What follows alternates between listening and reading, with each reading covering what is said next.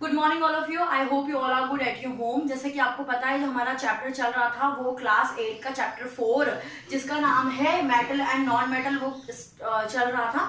हमने प्रॉपर्टीज जो होती है मेटल की प्रॉपर्टीज को डिस्कस किया था प्रीवियस क्लासेस के अंदर, जिसके अंदर हम फिजिकल प्रॉपर्टीज डिस्कस कर चुके थे। आज जो हम डिस्कस करेंगे वो केमिकल प्रॉपर्टीज और नॉन मेटल्स और कोरेजन्स, ये सारी चीजें कंटेन आज की क्लास में हम कंप्लीट करेंगे।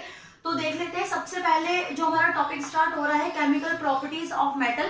Chemical properties of metal start कर रहे हैं हम, और उसके अंदर हम सबसे पहले ये समझ लेते हैं कि केमिकल रिएक्शन आखिर क्या होता है।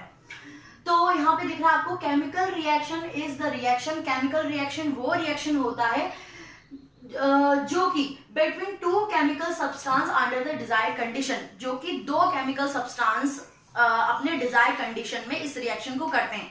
इसका मतलब क्या है, देखिए मैंने प्रीवियस जो आपका पार्ट 1 रहा है उसमें मैंने मोस्ट रिएक्टिव और लिस्ट रिएक्टिव मेटल्स के बारे में जिक्र किया था कि कौन सा रिएक्शन कर सकता है, कौन सा रिएक्शन नहीं कर सकता, या बहुत कम मात्रा में रिएक्शन कर सकता है।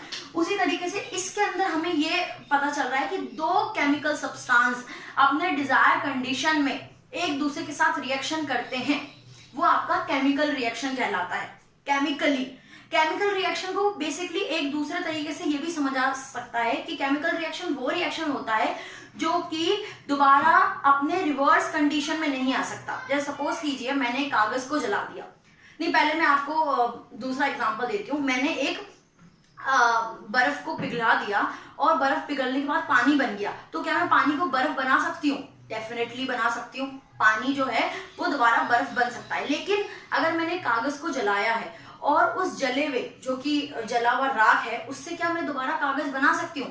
That's not possible. तो ये आपके केमिकल रिएक्शन के अंदर आते हैं।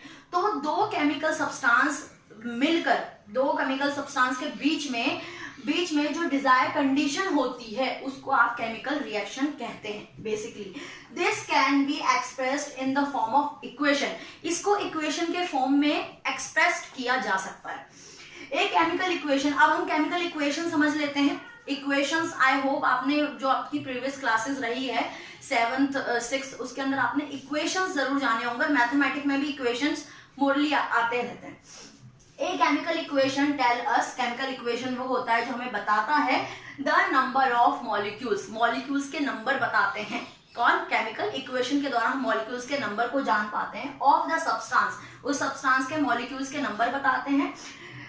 Taking part of the chemical reaction, मतलब केमिकल रिएक्शंस के अंदर जिस भी सब्सटेंस ने पार्ट लिया होता है, मतलब जो हमने इंक्लूड किए होते हैं, उनके मॉलिक्यूल्स का जिक्र होता है या मॉलिक्यूल्स की गिनतियों को बताया जाता है, मॉलिक्यूल्स के नंबर्स को बताया जाता है, उसको केमिकल इक्वेशन कहते हैं।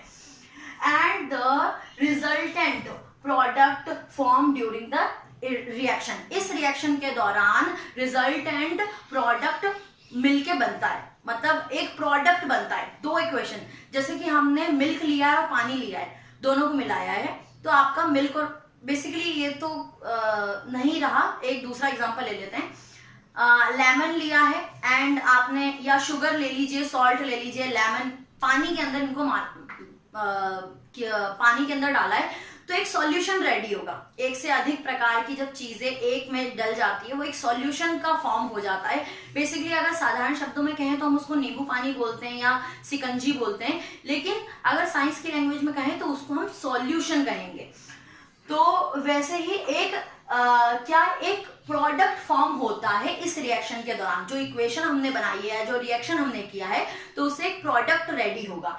और ध्यान ये रखना है both side of the equation. अभी मैं इक्वेशंस बता दूंगी, इक्वेशंस करके, ठीक है। जैसे कि मैंने आपको प्रीवियस पार्ट्स में मैंने आप सभी को जितने भी मेटल्स के नेम है उनके सिंबल्स भी बताए। तो हम जो भी इक्वेशंस बनाएंगे थ्रू ऑफ दैट सिंबल्स बनाएंगे, तो सिंबल्स को ध्यान रखना है आपको। तो अभी हम इक्वेशंस भी देख लेंगे। तो सबसे पहले ध्यान रखना है, जब भी हम इक्वेशंस बना रहे हैं उसकी दोनों साइड जो है वो इक्वल होना चाहिए। Both side of the equation should contain the same number of atom, same number of atom होने चाहिए दोनों साइड में। It's very necessary. अगर आपका बैलेंस्ड नहीं है वो इक्वेशन, तो मतलब वो इक्वेशन गलत है कई तरीके से। तो रिएक्शन जो हम करेंगे वो ऑक्सीजन के साथ रिएक्शन करेंगे। अभी जो इक्वेशंस हम देखेंगे वो किस किस के साथ देखेंगे, हम ऑक्सीजन, वाटर, एसिड और बेस, इसके साथ हम एक एक इक्वेशन देख लेते हैं नेक्स्ट कंटेन में। यहाँ हम रिएक्शन देख लेते हैं कि केमिकल रिएक्शन कौन कौन सी और किस किस के साथ केमिकल रिएक्शन जो है मेटल्स के हो जाते हैं। तो अगर हम अभी जो हम रिएक्शन की फर्स्ट ऑफ ऑल बात करेंगे वो रिएक्शन विद ऑक्सीजन, ऑक्सीजन के साथ कौन कौन से मेटल किस किस तरीके से रिएक्शन करते हैं वो हम यहाँ पर रीड कर लेते हैं। सबसे most important thing, all metals की बात हो रही है यहाँ पर। मेटल फॉर्म बेसिक ऑक्साइड और metallic oxide when they combine with oxygen. Her metal, every metals की यहाँ पर मैं बात कर रही हूँ, हर मेटल जब वो ऑक्सीजन के साथ रिएक्शन करते हैं तो वो क्या बनाते हैं, बेसिक ऑक्साइड, या तो फिर वो जनरेट करेंगे बेसिक ऑक्साइड बनाएंगे या फिर मेटेलिक ऑक्साइड बनाते हैं जब वो ऑक्सीजन के साथ कंबाइन होते हैं। जब भी वो ऑक्सीजन के साथ कंबाइन होते हैं तो बेसिक का मतलब आपको पता ही होगा, बेसिक मैंने पहले भी बताया है, जहां हम कड़वे की बात करते हैं वो बेसिक के अंदर आता है, ठीक है। व्हेन मैग्नीशियम कंबाइन, यहाँ पे मैं मैग्नीशियम की बात कर रही हूँ, magnesium is the one of the metals. तो when magnesium combine with the oxygen, जब भी मैग्नीशियम ऑक्सीजन के साथ कंबाइन होता है, burn with the dazzling flame and form a white powder called the magnesium oxide. जब भी वो ऑक्सीजन के साथ कंबाइन किया जाता है तब वो एक फ्लेम यानी कि एक आग पकड़ता है, तेजी वाली आग पकड़ता है और उससे एक पाउडर जनरेट होता है, व्हाइट पाउडर जनरेट होता है और उस व्हाइट पाउडर को मैग्नीशियम ऑक्साइड कहा जाता है। यहाँ पे दो रिएक्शन इक्वेशंस दिए हुए हैं, मैंने देख लेते हैं। मैग्नीशियम ऑक्सीजन के साथ कंबाइन हो रहा है विद अ डार्जलिंग फ्लेम जो है हीट के द्वारा, और जब उसके साथ कंबाइन हुआ है मैग्नीशियम ऑक्साइड तो उसने क्या बनाया, मैग्नीशियम और ऑक्सीजन को कंबाइंड करने पर हीट जनरेट होती है, उससे बनता है मैग्नीशियम ऑक्साइड बनता है। क्या बनता है, मैग्नीशियम ऑक्साइड बनता है। और जब जिंक और ऑक्सीजन को कंबाइन करते हैं, जिंक और ऑक्सीजन को, तो स्ट्रॉन्ग हीट जनरेट होती है और आपका जिंक ऑक्साइड बनता है। ये इक्वेशंस आपको ध्यान रखनी है। अगर इक्वेशंस में कोई प्रॉब्लम हो तो मैं इसकी इक्वेशंस को लेकर एक सेपरेट वीडियो आप सबके लिए रेडी कर दूंगी। तो इक्वेशन विथ वाटर, अब जब हमने ऑक्सीजन के साथ देख लिया मेटल का इक्वेशंस, ऑक्सीजन के साथ देख लिया, जब ये वाटर के साथ रिएक्शन करता है तब क्या होता है ये हम देख लेते हैं। जब भी मेटल ऑक्सीजन के साथ वाटर के साथ जब रिएक्शन करते हैं या कंबाइन होते हैं, कंबाइन फॉर्म होते हैं, तो क्या होता है। तो यहाँ पे मैं सबसे पहले तीन मेटल्स की बात कर रही हूँ, one of the sodium, potassium and calcium, ठीक है। इन तीनों का जिक्र हो रहा है, सोडियम, पोटेशियम, कैल्शियम, तीनों जब वाटर के साथ रिएक्ट करते हैं, सबसे पहले ध्यान ही रखना है ये कोल्ड वाटर के साथ रिएक्शन करते हैं और क्या जनरेट करते हैं, या लॉट्स ऑफ हीट को जनरेट करते हैं। जब भी आपको ध्यान ही रखना है वाइगोरसली, बहुत ही तेजी से वो कोल्ड वाटर के साथ, कौन कौन से, यहाँ पे मैंने बात किया पोटेशियम, सोडियम और कैल्शियम की, ये तीनों ही कोल्ड वाटर के साथ जब रिएक्शन करते हैं तो तेजी से रिएक्शन करते हैं और जनरेट क्या करते हैं, हीट को जनरेट करते हैं, लॉट्स ऑफ हीट को ये जनरेट करते हैं। मैग्नीशियम की अगर हम बात करें तो magnesium react only with hot water, magnesium हमेशा हॉट वाटर के साथ ही रिएक्शन कर सकता है। हॉट वाटर, ठीक है, ये ध्यान रखना है आपको, मैग्नीशियम जो है हॉट वाटर के साथ रिएक्ट करता है ओनली। और अगर मैं आयरन की बात करूं तो iron and zinc react with steam, भाप के साथ ही वो रिएक्ट करता है। कौन, यहाँ पे मैंने बात की आयरन और जिंक, मैंने यहाँ पे 7-8 मेटल्स के नाम दिए हैं कि वो वाटर किस वाटर के साथ रिएक्शन करते हैं और क्या जनरेट करता है, ठीक है। हमने देखा कि पोटेशियम, कैल्शियम और आपका ये सोडियम, ये तीनों कोल्ड वाटर के साथ रिएक्ट करते हैं। सेकंड हमने देखा मैग्नीशियम किसके साथ रिएक्ट करता है, हॉट वाटर के साथ रिएक्ट करता है। देन हमने देखा आयरन और जिंक स्टीम के साथ रिएक्ट करता है। यहाँ पे मैंने एक इक्वेशन लिया है, इक्वेशन क्या है आपका, सोडियम जो है वाटर के साथ रिएक्ट हो रहा है, सोडियम वाटर के साथ रिएक्ट होने पर आपका सोडियम हाइड्रोक्साइड, ओके, और हाइड्रोजन अलग हो गया, हाइड्रोजन अलग हो गया, इसको मैंने अभी बताया था, ठीक है। नेक्स्ट हम इक्वेशन देख लेते हैं बेस के साथ और एसिड के साथ वो कैसे रिएक्ट करता है। हम देख लेते हैं कि मेटल्स को जब एसिड के साथ रिएक्ट किया जाता है तो होता क्या है, तो यहाँ पे लिखा है रिएक्शन विद एसिड, एसिड का रिएक्शन हम देख लेते हैं यहाँ पर। Metal react with dilute acid like the hydrochloric, यहाँ पे मैं एसिड के नाम लिख रही हूँ। यहाँ पे जब मेटल को एसिड के साथ जब रिएक्शन किया जाता है, एसिड दैट मींस अम्ल, खट्टे की बात हो रही है, एसिड के साथ रिएक्ट किया जाता है। यहाँ पे दो एसिड के एग्जांपल है, hydrochloric acid and sulphuric acid. ऐसे एसिड के साथ जब रिएक्शन करवाया जाता है तब जो फॉर्म होता है, जब वो बनता है तो क्या बनता है, एक तो सॉल्ट बनता है और आपका लाइब्रेट हाइड्रोजन बनता है। लाइब्रेट हाइड्रोजन जो है वो फॉर्म होगा या फिर सॉल्ट का फॉर्मेशन होता है जब इनको, यानी कि किसी भी आपके मेटल्स को एसिड के साथ रिएक्ट किया जाता है, रिएक्शन जब करवाया जाता है तब। जैसे कि यहाँ पे कुछ एग्जांपल मैंने दिए हैं, sodium potassium mostly show the violent reaction.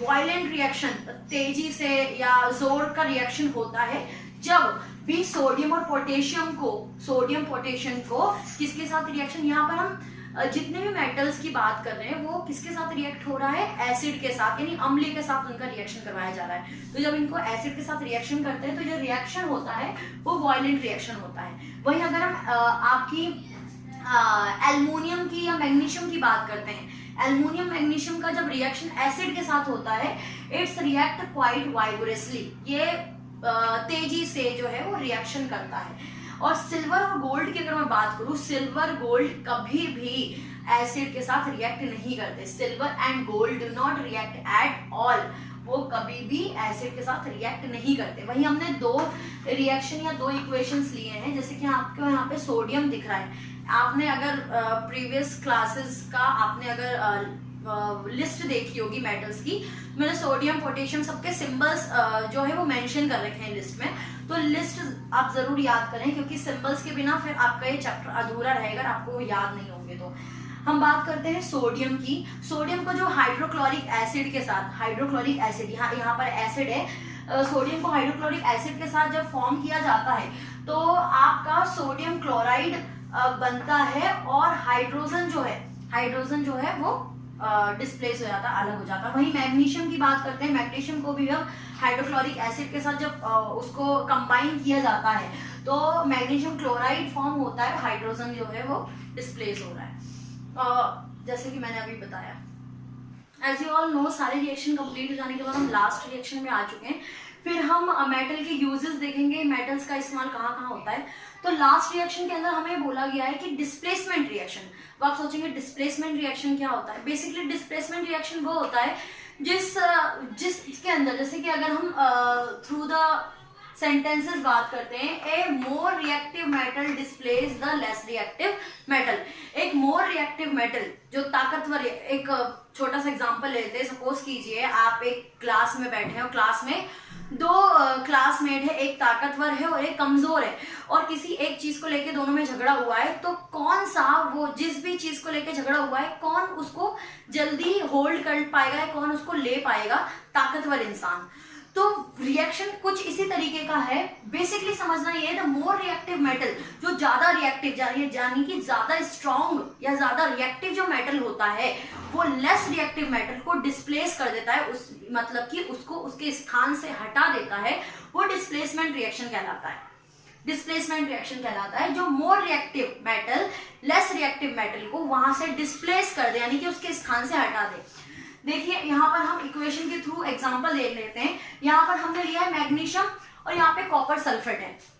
Equations के नाम इंपॉर्टेंट है, याद करना, तो ध्यान रखना। ये जो मैं नाम लेके आया था कॉपर सल्फेट, तो यहाँ पर मैग्नीशियम और कॉपर सल्फेट है। मैग्नीशियम को जब कॉपर सल्फेट के साथ कंबाइन किया गया तो मैग्नीशियम ने सल्फेट को ले लिया और उसने मैग्नीशियम सल्फेट बना दिया और कॉपर बाहर निकल गया।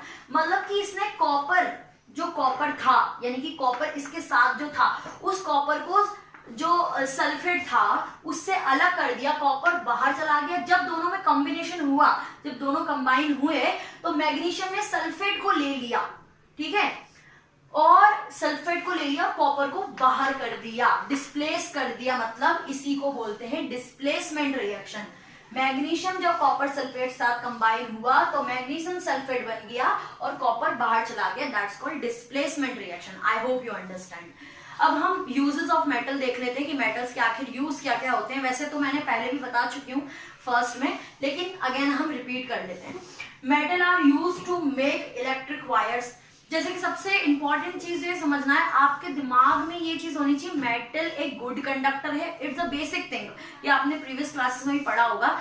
ध्यान ये रखना है कि जो हम मेटल की बात करें तो कुछ चीजें तो आपको ध्यान में ही रखनी है कि मेटल गुड कंडक्टर होता है, ओके। एंड हीट और इलेक्ट्रिसिटी का मोस्टली गुड कंडक्टर होता है, उसको आर पार जाने देता है। सोनोरस होता है, दैट मीन्स उससे एक खनक की आवाज आती है, ठीक है। तो वैसे ही अगर हम इस बात करते हैं, metal are use to make electric wire, electric wires में मेटल इस्तेमाल होते हैं। मोस्टली एल्युमिनियम और कॉपर का इस्तेमाल इलेक्ट्रिक वायर्स में ज्यादा होता है, क्योंकि ये बहुत गुड कंडक्टर होते हैं, हीट के गुड कंडक्टर होता है, दैट मीन्स हीट को आर पार जाने देते हैं आसानी से।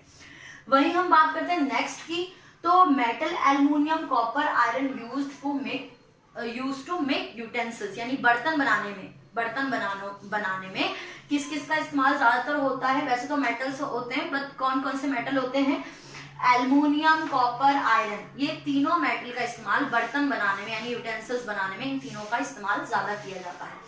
मरकरी कहाँ यूज की जाती है? Mercury is one of the metals. तो मरकरी का यूज होता है थर्मामीटर में, मरकरी यूज इन थर्मामीटर। बहुत ही बेसिक सी चीजें हैं। गोल्ड, सिल्वर, प्लैटिनम, ये तीनों चीज की बात कर रही हूँ तो आपको दिमाग में ज्वेलरीज आ रही होगी, क्योंकि ज्यादातर क्या मोस्टली सभी तरह की ज्वेलरी जो है आर्टिफिशियल को छोड़ के हम किसकी पहनते हैं, या तो सिल्वर की या गोल्ड की या प्लैटिनम की। तो ये तीनों का ही, जो तीनों मेटल मैंने लिए हैं, गोल्ड, सिल्वर, प्लैटिनम, ये किस चीज को बनाने में काम आती है? ज्वेलरीज बनाने में इसका इस्तेमाल किया जाता है।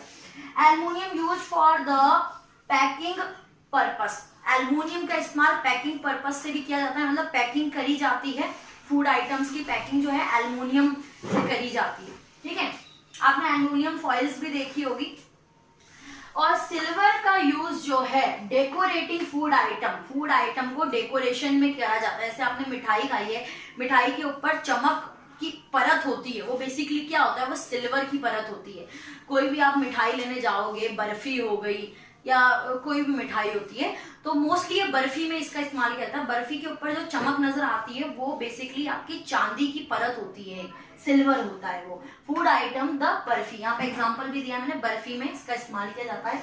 Metal use to building material, आपको पता है कि मेटल्स मोस्टली स्ट्रॉन्ग मटेरियल में गिने जाते हैं, इसीलिए उनका वो इतने स्ट्रॉन्ग होते हैं कि बिल्डिंग्स बनाने के दौरान भी या बिल्डिंग बनाने में भी मेटल्स का इस्तेमाल किया जाता है।